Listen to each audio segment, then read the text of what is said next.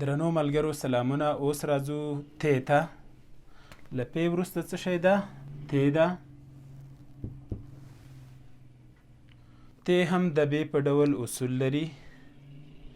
که مخکې له هغو تورو راغله چې ب ورسره یوځای کېږي ت هم یوځای کېږي، او که شاته له هغو تورو راغله چې ب ورسره یوځای کېږي دا هم ورسره یوځای کېږي. او کوم توري چې پ له شا پسې راسي نه ورسره لیکل کېږي ت هم همدغه اصول لري او ورسره ګډه نه لیکل کېږي.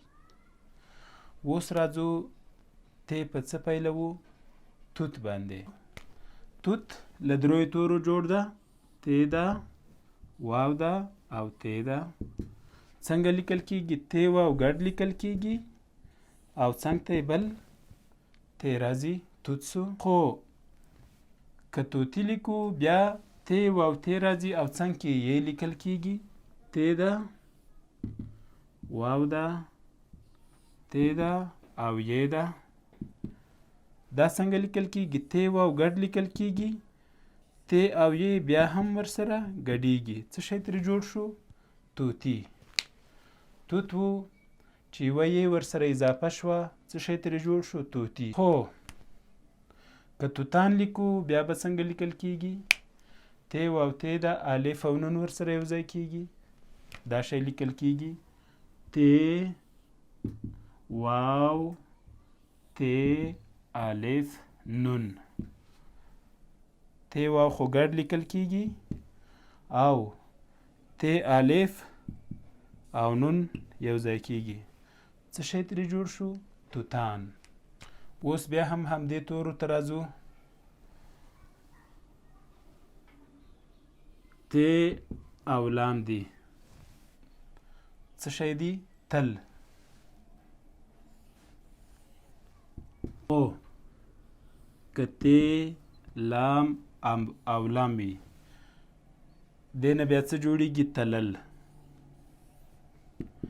ګوره یو ت لام چې و تل ترې جوړ شو، ت لام سره یوځای شو، او ت لام سره بل لام که ولیکل شي څه جوړ شو؟ تلل.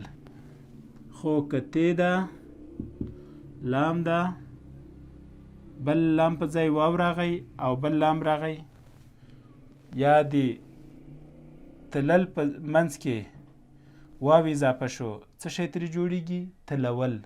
تلول چې دی په خوست، کرم او د وزیرستان سیمه کې تویولو ته وایي. تلول. ت لام واو ګډ لیکل کېږي او بل واو یې څنګ ته راځي، څه شی سو؟ تلول. غواړو تار ولیکو، ت الف او ر، څه شی شو؟ تار. خو که له تار نه غواړو تاز جوړ کو، تاز چې هغه دوبی په ونو کې وي او چغیږي یې ورکوټی الوتونکی دی، ت به راځي، الف به راځي او ز به راځي. د ر په ځای څه راغله؟ ز. تاز. تار و څه ترې جوړ شو؟ تاز ترې جوړ شو. خو اوس که له تاز نه تازه جوړوو ته وایې چې تازه ګلان. ت الف ز ه. څنګه لیکل کېږي؟ ت الف لیکل کېږي، ز او ه څنګ ته لیکل کېږي، تازه. چې په سندره کې مو وایي چې لاړ شه پېښور ته کمیستور ماله راوړه، او تازه تازه ګلونه درې څلور ماله راوړه. نو پېښور دې تل په ګلونو کې او تل دې د ګلونو په څېر خلک پکې اوسي، خو عمر یې د ګلونو مشه. دا و ملګرو د ت په هکله لومړی درس. که تاسو غواړئ چې ځینې کلمې تمرین کړئ نو راسره پاتې شئ. ت لیکو، واو لیکو، پ لیکو او ه لیکو. ت واو سره یوځای کېږي، ب څنګ ته راځي او ه هم ورسره یوځای کېږي. څه ترې جوړیږي؟ توبه. ت ده، واو ده، ت ده، واو ده، لام ده، ه ده. څه ترې جوړیږي؟ توله. نو توله یا توازن. ت واو سره یوځای کېږي او لکه ب او ه سره یوځای کېدل له لام سره ه یوځای کېږي، دا به تاسو لیکئ توله. بل کلمه یا لفظ لیکو ت ده، ب ده ه ده. دا څه شی ده؟ تبه ده. ت ب سره یوځای کېږي او ه داسې ورسره یوځای کېږي لکه په توبه کې چې یوځای کېده.